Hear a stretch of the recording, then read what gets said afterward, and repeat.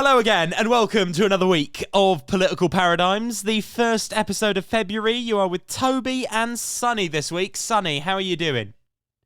I'm always good, thank you. How are you, Toby? I am very good. Of course, saw each other this week, basically a week ago in Parliament. We had an interesting time, didn't we? It was good fun.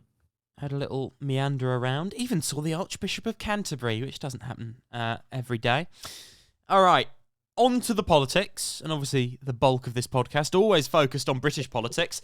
This week, the headline is not about the Conservatives or Rishi Sunak, it's about Labour and Keir Starmer. There is a big crack within the Labour Party. So, in 2021, Keir Starmer and Rachel Reeves made a flagship pledge. This was a pledge of their own, a £28 billion commitment to invest massively in the green economy every year of a Labour government. Obviously, that attaches to a vision centred around jobs and industrial strategy, ties into their promise of a publicly owned energy company. And in polling since 2021-2022, it has, when voters are introduced to it, because they often don't know about it, it actually makes them view Labour more favourably than they did before, because it sort of gives this idea that Labour have some sort of vision. Now, in the last few weeks, the last week in particular, there have been a number of Labour U-turns. They've U-turned over reversing the cap on bankers' bonuses, which obviously isn't a huge decision, but it was obviously quite weird considering they were so angry when Liz Truss removed the cap, and also interesting because it just sort of the big issue in my view for Labour at the moment is not the view that they're going to be profligate with public spending. They've neutralised that. It's more the view that they don't stand for anything, and what's happened this week will probably help that. So they appear to be preparing to break with the 28 billion policy, but they're also not sure. So it's just headline after headline, week after week. Rachel Reeves and Keir Starmer potentially at odds over the policy. Lots of disagreeing within the leadership team. Sort of the straitjacket of fiscal restraint going up against the idea of wanting a vision. In the past week as well, and again, the U-turning thing is Keir Starmer's big weakness. It's why he's not viewed particularly well by the public. Plans to reform social care, this is in The Observer, plans to reform social care and the House of Lords are trimmed. So these are pledges made in the last year. They're already deciding to U-turn on them. It does just seem like they're almost parodying themselves at this point, because it is a little bit interesting that they're like, oh yeah, let's going to announce something and then U-turn on it, and then announce something else and U-turn on it again. Sonny, what do you make of this? First of all, what does it say strategically about Labour at this point? But also, does it truly matter when it comes to the election? How damaging is all this? Well, I think Labour would have to really U-turn and go a bit crazy for it to properly give the Conservatives a chance in the election. I think even if the public get a bit frustrated with Keir and the Labour Party, they'll still vote for him. It might not be so, destructive, even if they're kind of chopping and changing right up until a few weeks before the until they release their manifesto. But I think it's a sign of indecision on the Labour Party's part. I think it could maybe be seen as naivety. I think it could be seen as a bit of a I think some people read into it saying that it's showing that the Labour Party are actually quite weak, and maybe they've kind of got a bit of a soft underbelly, as Winston Churchill might have said if he was alive and talking about this. I think that it's probably not great for the Labour Party, and I think that people are probably going to start thinking, what's the difference between the Labour Party and the Conservative Party politically if Labour seems to be going more right-wing, even if the Tories are kind of, turning into the British National Party. I think it could frustrate them, but I don't think it's going to massively hurt them, though the Tories will probably be trying to do everything they can to maximise this, so it could play in the Conservatives' hands quite well. Yeah, it does seem to me like the big thing for Labour is, they need a strong retail offer. It doesn't have to be the 28 billion. It doesn't have to be, we're going to raise these taxes on the rich, although both those things are popular. It just needs to be something. And right now it looks like all voters are seeing is like, Labour won't do this, and Labour have changed their mind on this, and it just completely reinforces negative perceptions of Starmer, which feeds into apathy, which feeds into they're all the same, which feeds into, oh, might as well vote Conservative after all. Obviously, that's quite a leap, and, still, a 95% chance that Keir Starmer is Prime Minister this time next year. Overwhelmingly, that is the dramatic balance of probabilities. But I do think this could hurt Labour. It could, in a scenario where everything goes the Conservatives' way between now and election day, this kind of stuff will just obviously, it will help the polls narrow, which they're not doing at the moment. And it just puts them in a weaker position than they need to be. And also, if you think about this, Sonny, so when they come into government, if they come into government sort of because they've been elected at the fag end of a very unpopular Conservative government and no one's really enthusiastic about them, maybe there's a large third-party vote, lots of apathy, voter turnout down, what is the Labour mandate actually going to be for? Keir Starmer, Rachel Reeves, ensconced safely in number 10 and number 11 Downing Street. What do they do? No, definitely. I think I'm not saying that they are doing this. That's not what I'm saying. But some could read it as an almost cockiness, being like, "Oh, we don't really need to say, the Conservatives have made it so bad. We just need to turn up and we'll be voted in." I'm not saying this is going to happen, but we could see a potential 92, or this could then play into the idea of maybe a Labour Party, a much smaller Labour Party majority, or even a coalition, a hung parliament type situation. But no, you're right. What is the mandate of the Labour Party? Off the top of my head, what does Keir Starmer stand for? Could I think of anything? Well, if you can't if you can't answer that, and again, I underscore to the listeners, this isn't us going, oh, Labour are going to lose. It's a long jump from that. They're 20 points ahead in the polls. This is not 1992 at this stage. But it is concerning that we still, as policy wonks, aren't able to really answer what Keir Starmer stands for. That's a problem. People could answer what Jeremy Corbyn stood for, or even Ed Miliband or Gordon Brown to an extent. I don't think anyone can answer. I mean, what would you think of a word? What is Keir Starmer about? Beige. Beige. Yeah, beige. Beige leadership. I think he's a very actually, that's really good. Maybe we should do the first podcast that Keir Starmer. Let's just say in this world, Keir Starmer becomes Prime Minister. The first podcast will be called. And and if we like it, then we'll make sure, listeners, that it is this.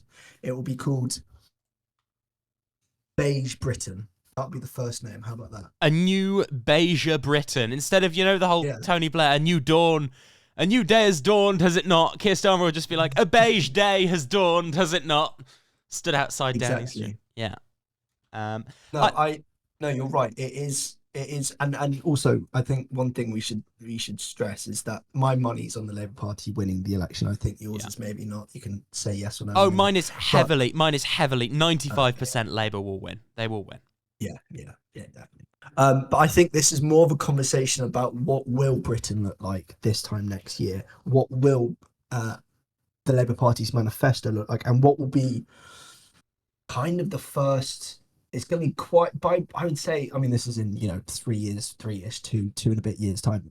After the first 2 years of a Labour Party government, I think we'll start seeing the telltale patterns. It might even be a year or even 6 months, but it will be, which bills is the Labour Party pushing for? Which message are they always trying to put across? And that will tell us very quickly what type of country we'll have for the next 3 years after that, and then potentially another 5 years if Labour win the next the election afterwards. But no, you're right. It's they don't stand for much. I don't know what their mandate is, and honestly, anything they could say anything, and I wouldn't. Yeah, it would be.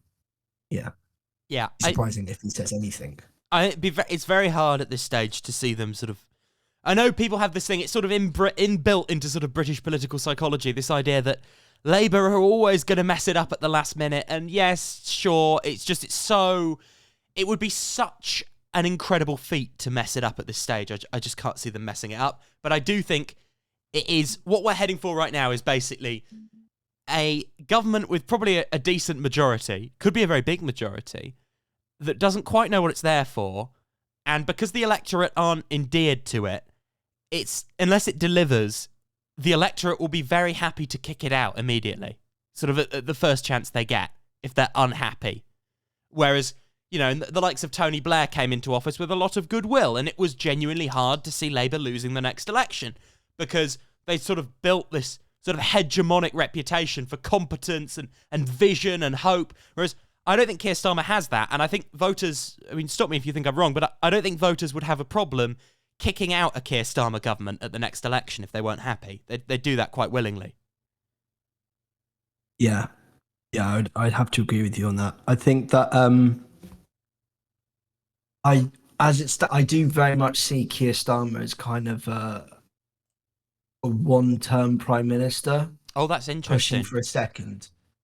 What I mean is, I think that there's only so much Keir Starmer you can take before you're like, right, maybe we should change things up. I think partly the problem with today's politics is how personality it's based. How much people will vote for you if you do well in interviews and you have snappy things and kind of snap policies, just like boom, boom, boom, boom, boom, all these little bits here and there makes you more popular, which I really don't think should be how it is, but a lot of the time that is how it is. And I think a lot of people after 5 years are going to get quite bored of Keir Starmer, and unless he's going to keep pushing the boundaries of making Britain better, and how shaping a Keir Starmer Britain, if that's the Britain that the population, the people want. If he's not getting on with that, and he's just kind of this kind of quite grey, dull man as Prime Minister, I think he could become quite unpopular. And as you made the very good point a few weeks ago, that if he does become Prime Minister, he's going to be the least popular incumbent prime minister we've ever had, or something like that. You can tell me if it's right. Yeah, I think that was the stat. As far as I remember, it was he would be the least popular leader of the opposition to sort of unseat a government ever since polling began, basically. Which is quite something, really, isn't it, when you think about it? But he's running against one of the least popular prime ministers since records began. So It kind of evens out. There's something a little bit Trump Biden to it, isn't there, in a way? I don't know. Just this idea of like an unpopular figure going up against someone who may be even more unpopular sort of advantages the unpopular figure. Anyway. Yeah, I was going to say, sorry, the difference I think with the US and the UK is that Trump still had quite a strong popularity in the US. Sunak has literally nothing and no one, which is kind of the crazy bit about it. There's no base. Everyone is willing to consider not voting Sunak, essentially. Yeah. The far right too. It's you've probably heard about the plots to try and kick Sunak out. Yeah. And it's like Badenoch came out recently saying that we need to rally behind Sunak, but even supposedly there was leaks saying that she was on a group chat called Evil Plotters, which was pushing. WhatsApp. Who knew WhatsApp was really where policy was made? These group chats, which have now kind of caught everyone out because of the COVID scandals, but also just the craziness of the whole situation. Anyway, sorry, that's a bit of a tangent. So there was a bit of a crazy headline coming out of the Conservative Party. This was in the Eye. This is the headline: Tories planning for 2 back-to-back general elections. The Conservatives are preparing for the possibility of a tight election result, leading to a second being called quickly afterwards. They think Labour is on course to secure victory. They think they can turn the tide, reduce the size of the majority, fight a second election within the year, and topple Labour then. All seems quite wish-casty, although it did make me sort of conceive of a scenario, basically. Like we all know, a Conservative outright win and majority under Rishi Sunak is very unlikely and getting less unlikely by the month. But, you could still conceive of a scenario where Labour really mess up and the Conservatives somehow just unify and run a really smooth campaign. All these sort of contingent things have to happen, all very unlikely. But you could see a scenario where somehow Labour don't reach a majority. It's a hung parliament. Yes, Keir Starmer's Prime Minister. The situation's very unstable. And I just thought, do you think, Sonny, if you were a Conservative strategist, should the aim now be, sort of if you had 3 aims to choose from, should the aim be, we're going to win a majority? Should the aim be, we're going to fight to a hung parliament? Or should the aim be, we're not even going to do that, but we're going to try and hold like more than 200 seats? Like, what's the most realistic aim for the Conservatives at this stage, do you think? Well, I mean, yeah, if you're in, if you're in number 10 and you're one of the head strategists, you're probably there because you're quite a pessimistic person with a touch of optimism, and I think that you're absolutely staring down the barrel of the gun, and it's a very large gun. It's very close to your face, And it's very red. Very red. There's a big red it's rose very on red. Yeah, exactly, and it's going to be quite difficult for the gun to miss. it. Yeah. So saying that, I think that there might be a certain air of kind of like, screw it, like, I'm going to be I'm going to be running number 10, as in, like, I'm going to be one of the top civil servants for the Conservative Party for a matter of months. Might as well give it our best shot. I think Sunak is probably, how can I put this? Crying himself to sleep, but trying to put on a brave face. Do you think do you think all this noise, like, oh, Rishi still thinks he can win, do you think that's not true? Do you think he actually... I don't think. I think he would be one of the most delusional people on planet Earth. To think that he can pull off. The problem is he's just so unpopular. I think it'd be a different case if we were staring at Cameron, for instance. I just don't see what Sunak could do, as just the fact that Rishi Sunak is the Prime Minister. I just really don't see it. So what would, if it was my decision, I would, maybe this is a really negative way of looking at it, but I think the best they could do is try and aim for 200 seats. So you're in favour, which I think I would be as well. The smart idea, just pure damage limitation. Let's not get wiped off the map. Yeah, I would. This is how I would list it. I would go, kind of rally the troops, as you might put it. Secure the Conservative heartland, if you see what I mean, like the shires, the home counties that they call it. Try and see if you can get to 200. Push further. Then, once you feel, if you ever, which you might, in this position you might never feel confident that you've secured 200 seats in the upcoming election, push for a hung parliament, or push for, a gritty parliament. Try and, or not gritty parliament, sorry. Try and push for something, some edge, but sort of 2015 in reverse, small majority kind of thing. Yeah, but also then saying that the Conservative Party kind of split in 2019. There was, the standard Conservative, not split, but 2019 was such a weird election. As you agree, like, the whole red wall completely collapsed in on itself. It was a bizarre election, and there were so many, like, it's like you never normally see all these coalitions sort of mutating and shifting in such a way, do you? No, it was a fascinating, election to kind of study in hindsight, but completely bonkers. But where this is the question: where does the Tories fight this election? Do they fight in the north? Do they go, more anti-immigration? Do they try and talk to the kind of people who voted for them in 2019 because of they wanted Brexit, and Labour? Well, Labour didn't even have an opinion on the matter at the time. It felt like, at least.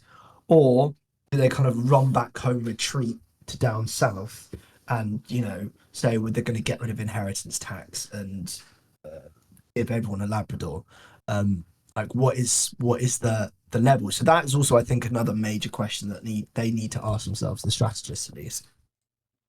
That makes sense to me, and I do think there's just so much copium, however you want to put it, sort of in Downing Street. I do feel like increasingly the Conservative Party itself is coming to terms with the fact it's going to lose.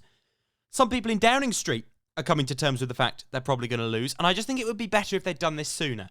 See, if they'd come to the conclusion in early 2023 that, you know, the odds are against us, we probably lose, they could have focused on like a hung parliament strategy. Whereas now, it's probably too late for that. Because in 2023, they were sort of briefing out to the papers, you know, Rishi's got 2 years, we're going to turn everything around, you know, Starmer's dead meat, we're gonna steamroller our way sort of to an outright majority, riding a wave of just pure Sunak dominance and popularity. And it's just, it wasn't ever going to happen, lads. And it didn't.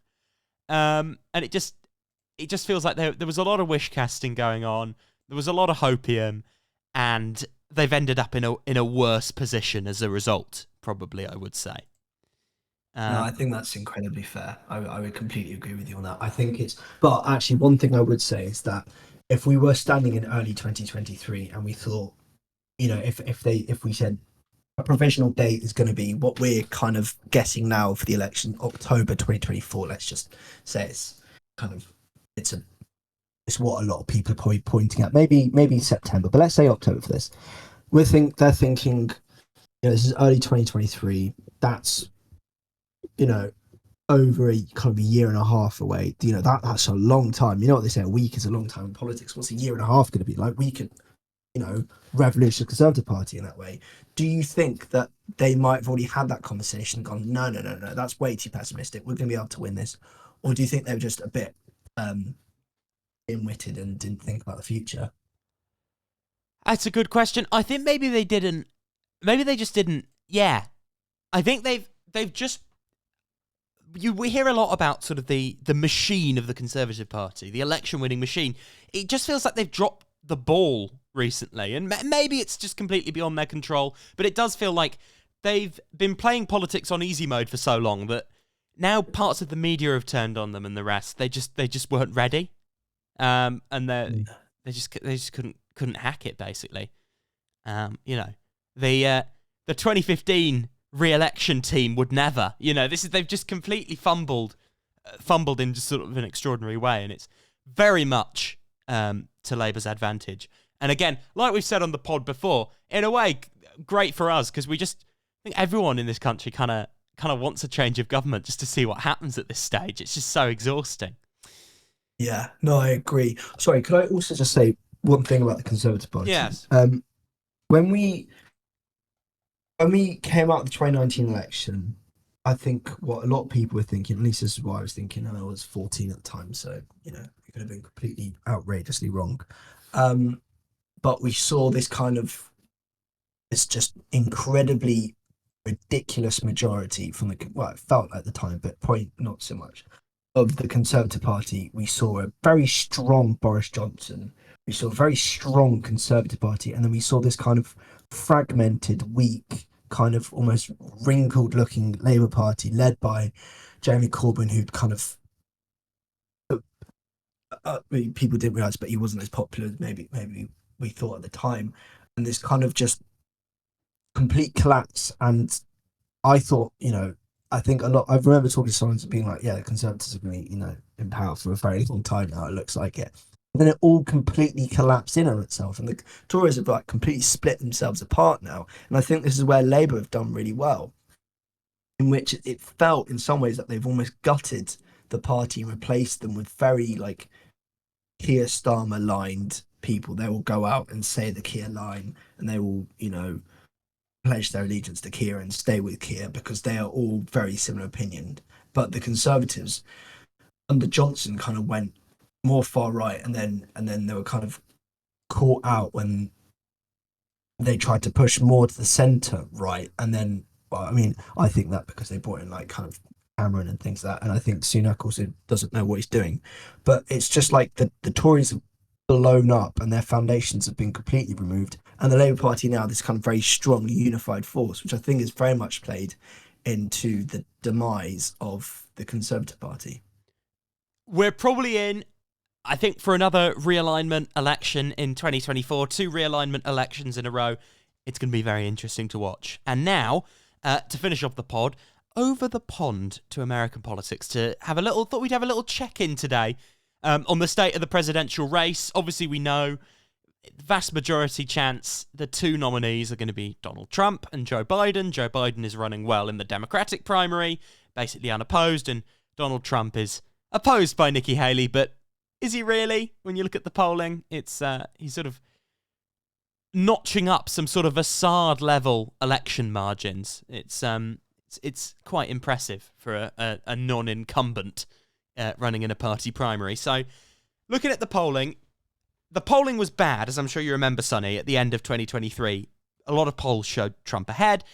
And into a month into 2024, all the caveats, polls aren't hugely predictive at this stage. It's still pretty bad for Biden.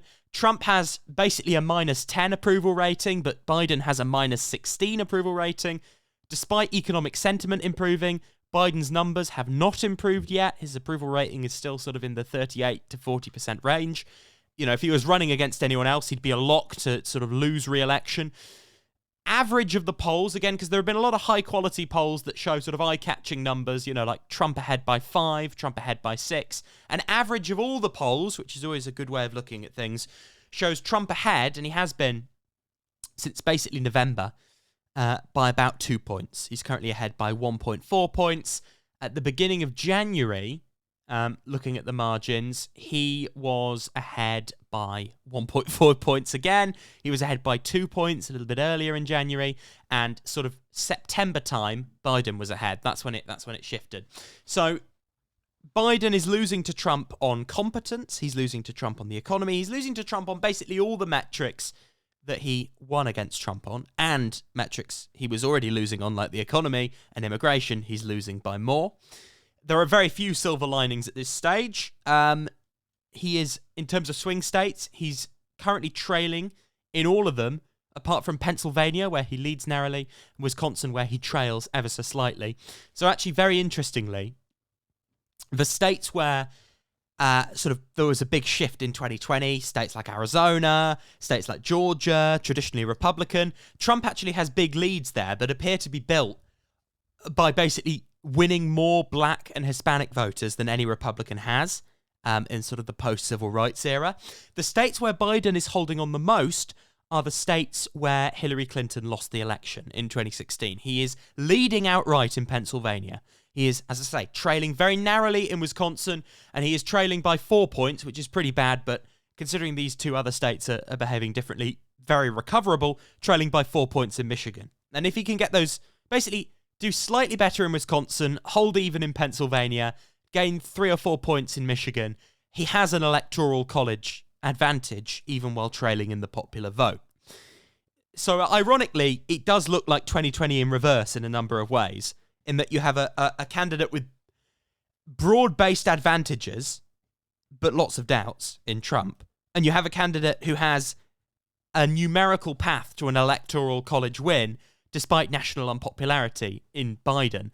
Sonny, if you were a Democrat now, would you be worrying, or do you think we're at the stage where it's kind of cool heads, there's still a path, we'll see how this goes. He's not trailing by like huge numbers. Trump's very unpopular. There's lots that could go wrong for Trump.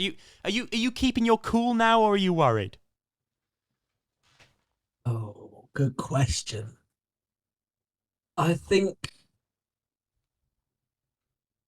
it's. I think it'd be naive of anyone not to be, not worried. That's not the right way. I think it'd be naive for anyone to go, it's fine. It's going to be fine. A lot of the time in politics, if it's going to be fine, it's because you've done something about it. You can't just expect it.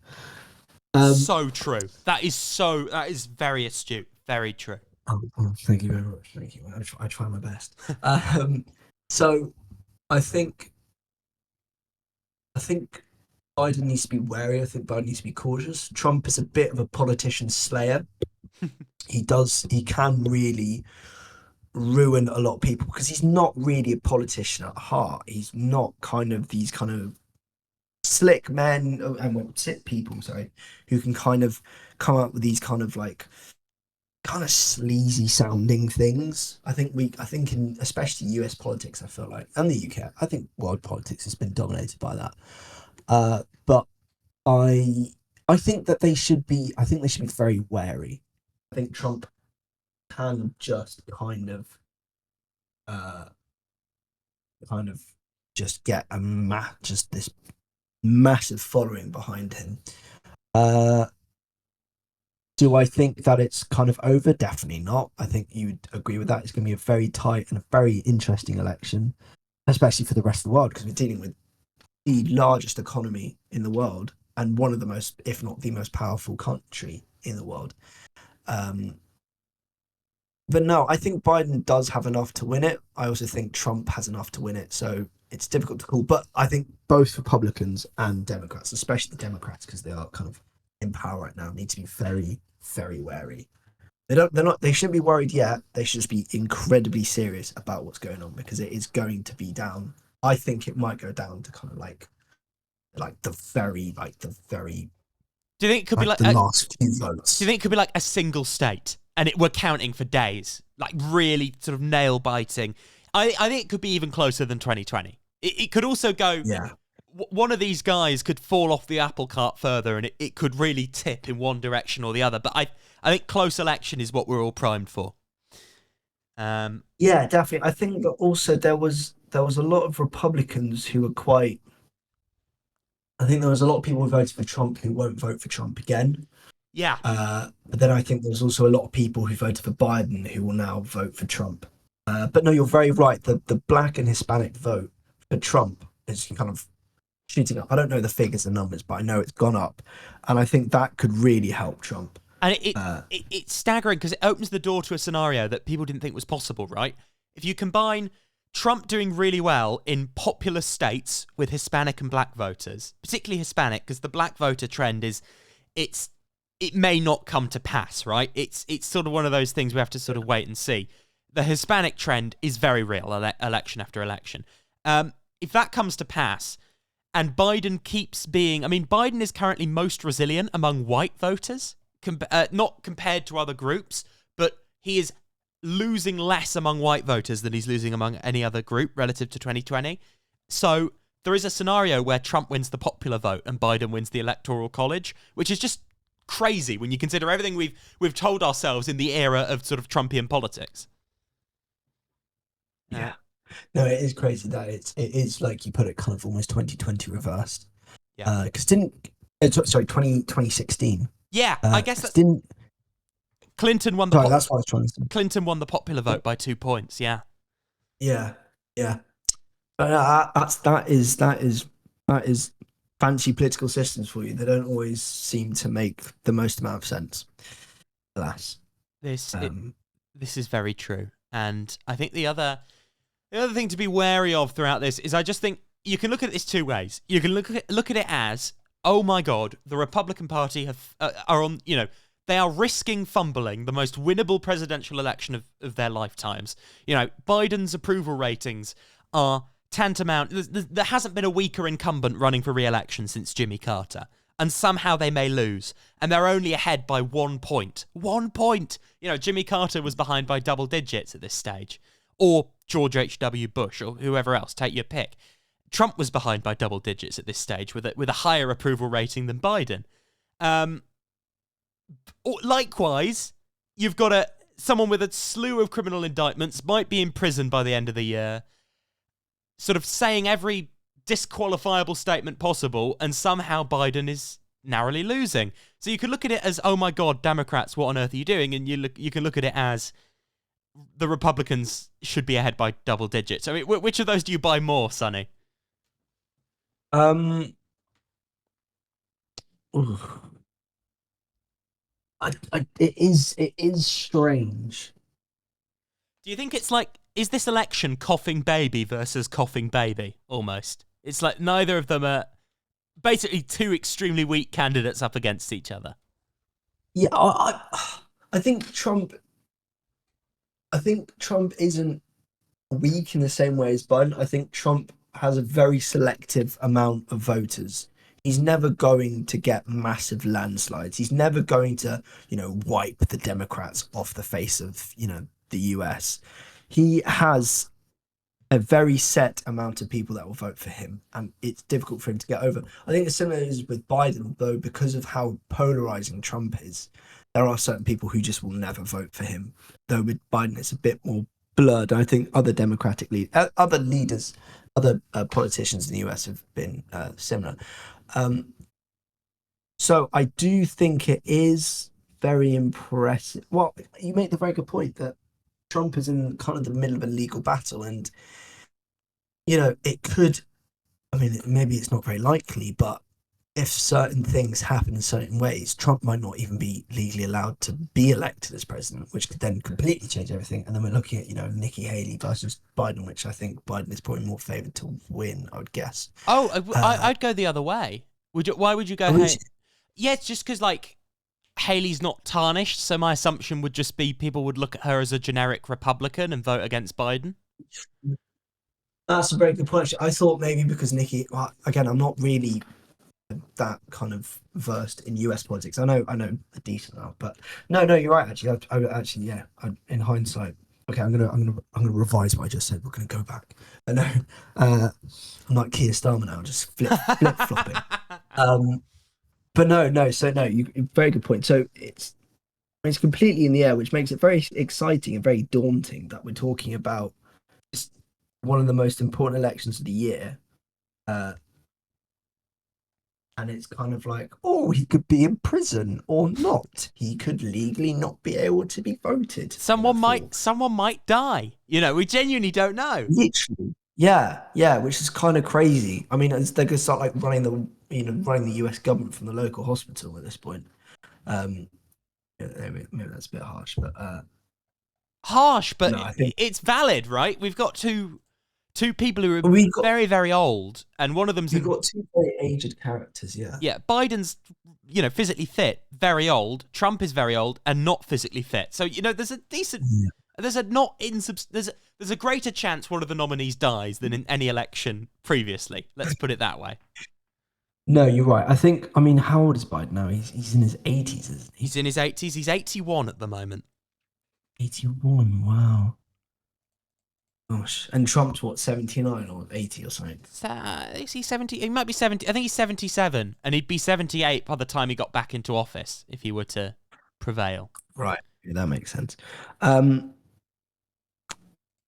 yeah, no, I think okay, this is. I think this segment's gone a bit funny, but I would say overall, it's a very tight election. I think the fact that me and you can. I think it shows what our stance is because we both haven't really said who we think is going to win the election because I honestly don't know. It could go either way. I mean, it could be that because also I think the one thing is that both of them during this race could just completely fall off a cliff. If they get something wrong, something said wrong, something's taken wrong, it's boom, they're dead in the water. Not dead, but like politically. So yeah, it's all very, very strange. It just seems it's too uncertain. I like knowing what's going to happen. It's so uncertain. Yes, it's exciting. It's also a little bit scary because it is like very scary. Yeah. My official prediction that I put up on my sort of Medium blog is I put as of January 60% chance Biden, 40% chance Trump. But it's so much more uncertain than I remember any presidential election being. Yeah, we're just we're in the woods at the moment, basically, aren't we? We just don't know. Yeah, definitely. I think what was your thinking coming into the 2020 election for the US? I was very cautious after 2016, so I saw all the sort of very good polls for Biden, and I went, look, wait and see. By September time, I came out and I said Biden will win, and he will take the House and Senate with him, and he did. But it took me till September that I was confident in saying that. So in a way, I'm the same. If it will take until September of Trump polling like this, which he probably won't, right? Polls will move. If Trump is polling like he is now in September, I will go, okay, Trump's, heavy favourite to win. But until then, so much can change. No, you're right. Actually, I think it also shows the difference in how we're talking about the election results between the US and the UK. In the UK, we're like, Labour's going to win. Let's talk about what a Labour government would look like. Yeah. We can't do this in the US. Like, we can't do it until, like, the day after the elections happened. So I think also you're very right. Like, there's still a long time. Well, not a long time. Quite a few months to go. It's going to be this year. We're going to. I do think it'll be down to the wire. But also, sorry, one thing I found out actually is 40% of the world population, or about that. Actually, I could be wrong, but a number of billion people this year are going to be voting because we've got the Indian election, the US election, and the UK election. There's a few other elections going on. Like, it's a big year for elections. Yep, this is going to be the biggest year of elections on record in human history. That's absolutely crazy. And on that note, we'll join you for more of this joyous uncertainty next week. Sonny, thank you for joining me on Political Paradigms this week. Thank you so much. I've absolutely loved it, as per usual.